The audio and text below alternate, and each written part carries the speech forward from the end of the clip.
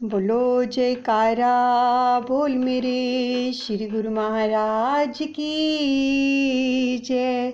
श्री परमहंस दयाल दादा गुरुदेव भगवान की जय। दंडवत प्रणाम करके अपने दादा गुरु महाराज जी का आवाहन करेंगे, उनको पुकारेंगे। दादा गुरु मेरे दादा गुरु, दादा गुरु प्यारे दादा गुरु, दादा गुरु शरणम मम, दादा गुरु शरणम मम। आ जाओ दादा गुरु आ जाओ, प्राण प्यारे आ जाओ, दर्श दिखा जाओ, दादा गुरु आ जाओ। मेरी अखियों के तारे मुझे प्राणों से प्यारे, तेरी बाट निहारे आ जाओ प्यारे, आ जाओ दादा गुरु आ जाओ। तुम हो मेरे गुजारे, हम हैं तेरे सहारे, अपनी गोद में बिठाओ, सुंदर दृश्य दिखाओ। मेरे दादा गुरु प्यारे, मेरी अखियों के तारे, आ जाओ दादा गुरु आ जाओ, प्राण प्यारे आ जाओ। हम सभी इस प्यारी लीला का रसपान करने के लिए अपने दादा गुरुदेव जी की गोद में बैठ गए हैं। बड़े ही प्रेम से आगे की जीवनी का रसपान करेंगे कि कैसे श्री द्वितीय पातशाही महाराज जी नीले घोड़े पर सवार होकर आते थे, तो कैसे सभी लोग उनकी मूर्ति का ध्यान जमाते थे, उसको हृदय में धारण करते थे। एक टकटकी लगाकर महाराज जी की श्री मूर्ति को हृदयागम कर लेते थे और अपने अपने दिल में उतार लेते थे। सुंदर सब साज सजा करके, मन ही मन खुशी मनाते थे, बाजे गाजे कई बजते थे, सब गीत प्रेम के गाते थे। अनेक प्रकार के साज बाजों से महाराज जी के नीले घोड़े को सुसज्जित किया जाता था। कैसे? ऐसे चांदी का श्रृंगार घोड़े के गले में पहनाया जाता था, पैरों में घुंघरू बांधे जाते थे, क्योंकि घोड़ा नृत्य भी करता था। उसके नृत्य करते समय बाजे बजते थे। देखो कितनी प्यारी लीला आ रही है। सच में अपनी आंखों के सामने लेके आओ। हमारे नंगली निवासी भगवान की कितनी प्यारी लीलाएं हैं, और जो दर्शन कर रहे हैं उनका तो कहना ही क्या। संगीत में नृत्य लहरी चलती थी, और उस समय मानव तो क्या पशुओं को भी नृत्य करते देखा जाता था। आगे आगे श्री गुरुदेव, हो अशव सवार जाया करते, पीछे पीछे प्रेमी चले करे, जीवन का फल पाया करते। घोड़े के पैरों में घुंघरू बांधते थे तो जब चलता था तो छन छन की आवाज भी आती थी। ऊपर हमारे श्री गुरु महाराज जी विराजमान होते। तो नित्य प्रति इसी प्रकार सतगुरु देव भगवान की सवारी आगे आगे चलती थी और पीछे पीछे गुरु प्रेमियों का एक विशाल जन समूह भजन कीर्तन करता हुआ जाता था। ऐसा करके वे मानव जीवन का महान फल प्राप्त कर लेते। जीते जी सतगुरु स्वामी ने दिखला दिया लोक परलोक हमें, कहीं आने जाने का दिल में नहीं रहा हर्ष और शोक हमें। लोक और परलोक का सुख जीते जी इसी देही में ही गुरु कृपा से प्राप्त हो रहा था।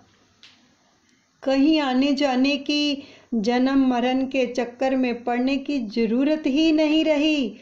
उन्होंने हर्ष शोक से अपने दीन जनों को इस प्रकार ऊपर उठाकर ऐसी अवस्था में पहुंचा दिया जहां उन्हें इस परिवर्तनशील जगत के दुख सुख की अनुभूति ही नहीं होती थी। उस सुंदर सांवरी सूरत का जिन लोगों ने दीदार किया,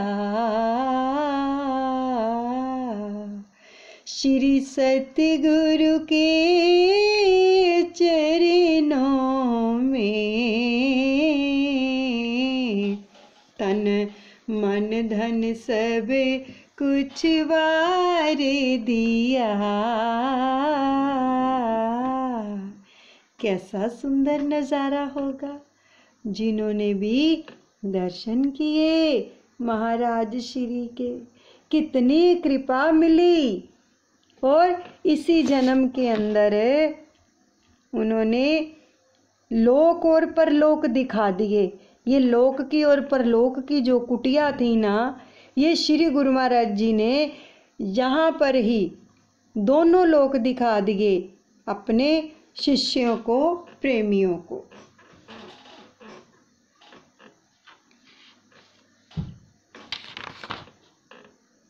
तो नित्य प्रति इसी प्रकार सतगुरुदेव भगवान की सवारी आगे आगे चलती थी और पीछे पीछे गुरु प्रेमियों का एक विशाल समूह भजन कीर्तन करता हुआ जाता था।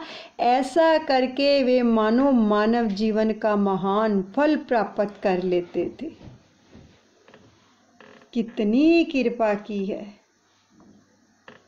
तो जिन लोगों ने भी श्री सतगुरुदेव भगवान जी के इस दीदार का आनंद लिया, जिन जिन लोगों ने उस सांवरी सूरत का दर्शन कहीं एक बार भी कर लिया ना, वे हमेशा के लिए उनके ही बन गए और उन्हीं के दीवाने होकर अपना तन मन धन सब कुछ गुरुदेव के चरणों में न्योछावर कर दिया करते थे।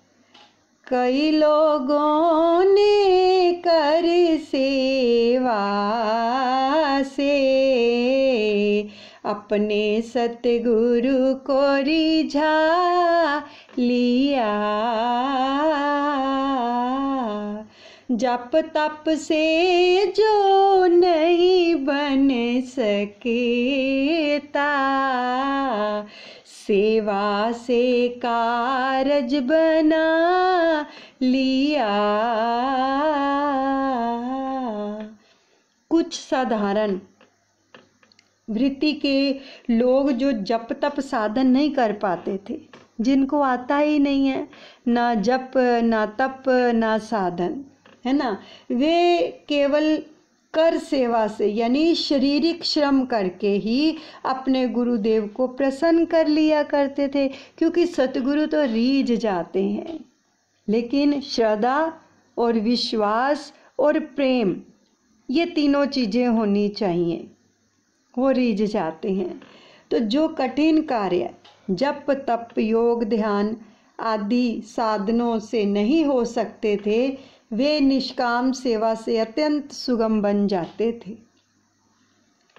ऐसा अचरज हम लखा सतगुरु के दरबार, रामा सतगुरु के दरबार, निंदक दुर्जन को मिला अधिक अधिक सत्कार, बोल मेरे गुरु महाराज की जय, मेरे दादा गुरुदेव की जय।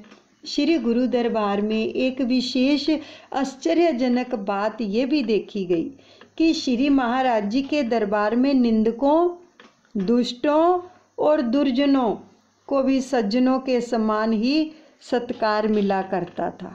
क्यों? क्योंकि हमारे दादा गुरु महाराज जी ने किस मत की नींव रखी पता है ना सबको? अद्वैत मत की। अद्वैत पंथ चलाया। तो अद्वैत का क्या मतलब है? किसी के प्रति भी अपने दिल में दुई नहीं रखना, ईर्ष्या द्वेष छल कपट नफरत, यानी दुई नहीं रखना, सभी एक हैं। तो सतगुरु के दरबार में सभी एक माने जाते थे, चाहे कोई निंदक आ जाता, चाहे कोई दुष्ट आ जाता, चाहे कोई दुर्जन आ जाता, सबको समान सत्कार मिलता था। बाल्यावस्था में किए सतगुरु के दीदार, रामा सतगुरु के दीदार, यह लीला हमने लखी तट चनाव की धार, बोल मेरे गुरु महाराज की जय, मेरे दादा गुरुदेव की जय। ये सब लीलाएं हमने जो चकोड़ी स्थान है वो बता रहे हैं कि चनाव के तट पर देखी है ये सारी लीलाएं, क्योंकि चनाव का दरिया बहुत नज़दीक है चकोड़ी आश्रम के। तब हमारी केवल जो आयु थी वो बता रहे हैं, जिन्होंने अपनी आंखों से ये लीलाएं देखी हैं वो बता रहे हैं कि हमारी आयु 11 वर्ष की थी, केवल 11 वर्ष की। कितना प्रेम किया उन्होंने अपने सतगुरुदेव भगवान के साथ, और बाद में हम तक भी ये सब कुछ पहुँचाया है, तभी तो हम रसपान कर रहे हैं ना। तो श्री महाराज जी के दर्शनों का लाभ तो हमारा जन्म सिद्ध अधिकार था। तो वह तो 2 मास की अवस्था में ही प्राप्त हो गया था। केवल 2 मास कितने होते जब बालक 2 महीने का होता है, किंतु उन लीलाओं की स्मृति धुंधली सी है, वो केवल धुंधली सी है, याद नहीं उनको, बहुत छोटे थे। हो अशवे असवार कई बार प्रभु, जी तट चनाव पर जाते थे, तट धारा से कुछ दूर दूर कर भ्रमण लौट प्रभु आते थे। जरा आंखों के सामने वो नज़ारा लेके आओ कि चनाव का दरिया, उसके तट पर प्रभु सैर कर रहे हैं, और दरिया से थोड़ी दूर दूर ही सैर करके वापस लौट आया करते थे। श्री गुरुदेव भगवान का आना जाना तो इस भाग्यशाली चनाव तट पर कई बार हुआ था, कई बार, किंतु वे अक्सर अशव सवार पर ही वापस लौट आते थे, यानी दरिया में उन्होंने अपने चरण नहीं डाले थे, केवल घोड़े पर जब सवार होते थे तो सैर करके वापिस आ जाते थे, पर कभी कभी तट पर सवारी छोड़कर उस रेतीली भूमि पर जलधारा से दूर दूर तक पद यात्रा कर लिया करते थे, जहाँ जल नहीं होता था, जहाँ रेत होती थी तट के ऊपर, तो वहाँ पर टहल लेते थे। वहाँ पर यात्रा, पद यात्रा यानी पैदल चलकर वापस लौट आते थे। कई वर्ष मास बीते यूं ही विचरण करते करते तट पर, मैं चरण आपके छू न सका, अब दया आपकी हो मुझ पर। ये कौन विनती कर रहा है? दरिया चनाब श्री गुरु महाराज जी से। क्या कि इस प्रकार कई मास, क्या कई वर्ष ही व्यतीत हो गए, केवल तट पर ही श्री महाराज जी का विचरण होता रहा। अब चनाव जल धारा की महाराज जी के पावन चरणों को स्पर्श करने की शुभ इच्छा प्रबल होती गई, और चनाव की यानी दरिया की चाह थी कि क्या कभी मुझ पर भी दया होगी, क्या मैं भी इन पवित्र चरणों को छूने का सौभाग्य प्राप्त कर सकूंगा। देखो, एक दरिया के अंदर ये भावना, प्रबल इच्छा प्रकट हो गई। अगर एक दरिया के अंदर ये इच्छा प्रकट हो सकती है, हम तो जीव हैं, हमारे अंदर क्यों नहीं होती है कि कभी मेरे गुरुदेव, मेरे इष्ट देव, कभी हमें भी अपने श्री चरण कमलों का स्पर्श प्रदान कीजिए। कभी इच्छा प्रकट हुई हमारी? कभी नहीं, है ना। तो ये सब जितनी भी लीलाओं का हम रसपान कर रहे हैं, हमें इनसे सीखने को भी मिलता है।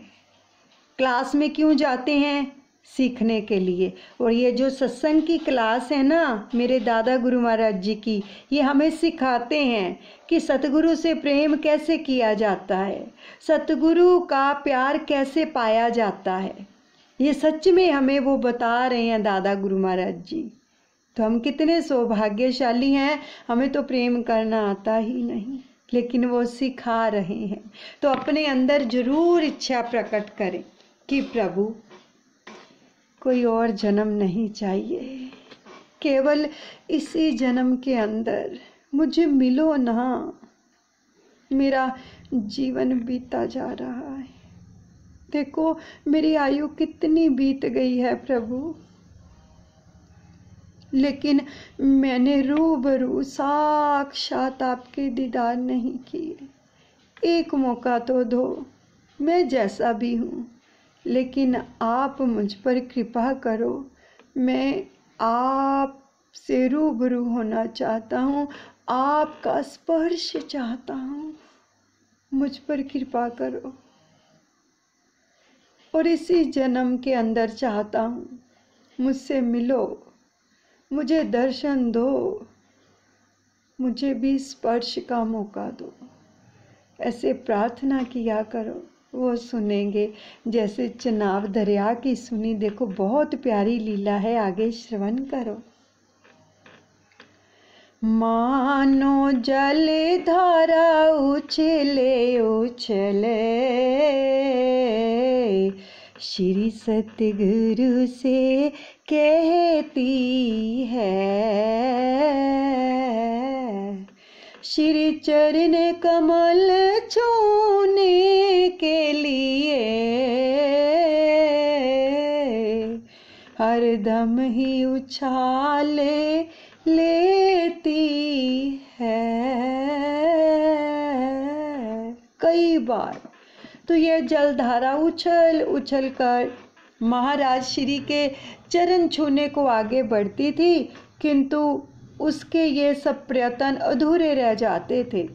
छोटी मोटी उछल कूद से सफलता प्राप्त नहीं हो पाई। छोटी मोटी उछल कूद से सफलता प्राप्त नहीं हो पाई। जैसे हम ऊपर ऊपर से ही कहें, लेकिन जब तक कोई भी इच्छा प्रबल ना हो जाए, तीव्र ना हो जाए, तब तक काम पूरा नहीं होता। यह जल चेनाव का कहना है, मुझको भी चरण छू लेने दो।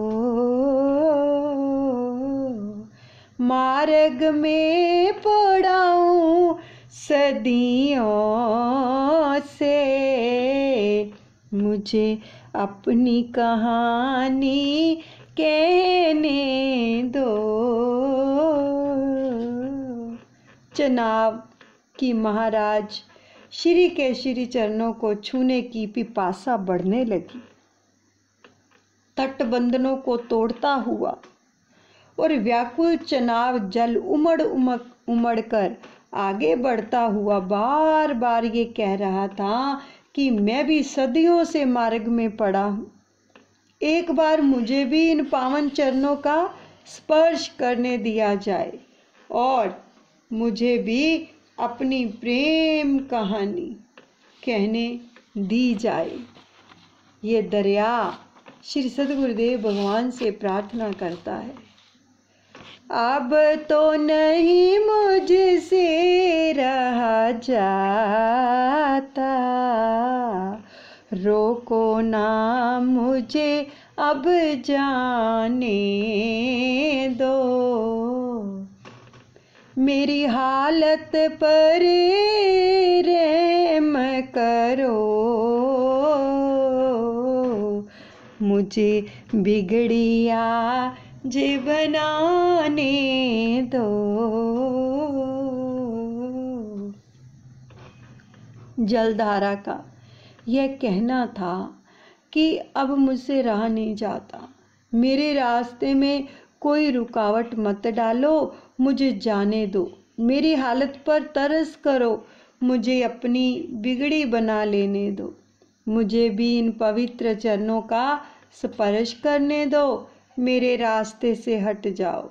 मैं रेत के टीले तो क्या, मकानों और चट्टानों को भी चूर करके उन पावन चरणों का स्पर्श करके ही रहूंगा। ये उसने इच्छा अपने मन में धार ली चनाव दरिया ने। हे पवन देव मेरी मदद करो, वह जोश आज मुझ में भरे दो। मैं फांद जाऊं पर्वत शिखर, मुझे ऐसा दीवाना करे दो। चनाव का जल बड़े वेग से गगन चुंबी उछाले लेता हुआ मानो पवन देवता से निवेदन कर रहा था कि तुम भी मेरी मदद करने के लिए और अधिक वेग से चलकर मुझ में वह जोश भर दो कि मैं उन छोटे छोटे पर्वत शिखर वृक्षों को फांदता हुआ आगे ही बढ़ता जाऊं। आज मुझे दीवाना करके मुझ में ऐसी शक्ति भर दो कि मैं अपने इस शुभ कार्य में सफल हो सकूं। आशीर्वाद आशीष ले रहा है पवन देव से। जो पास मेरे चल करे आते रहे, उन श्री चरणों में जाऊं मैं, करके स्पर्श उन चरणन का, जीवन को सफल बनाऊं मैं।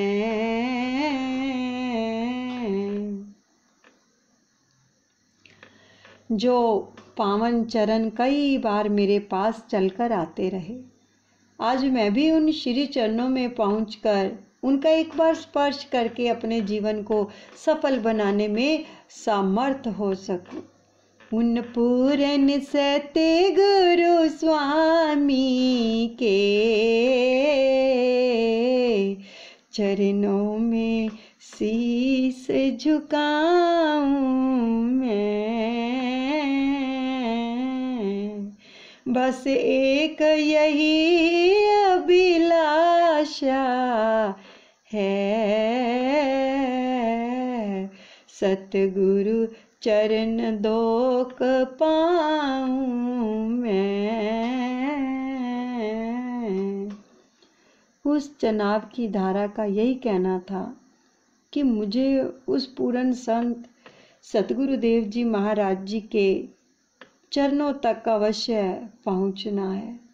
उन चरणों में शीश झुकाने की और उनकी स्पर्श करने की मन की अभिलाषा अवश्य पूरी करनी है।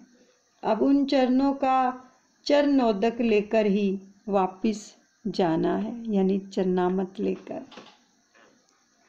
जल चनाव तट तोड़ करे फैल गया चहुँ ओर रामा, फैल गया चहुँ ओर।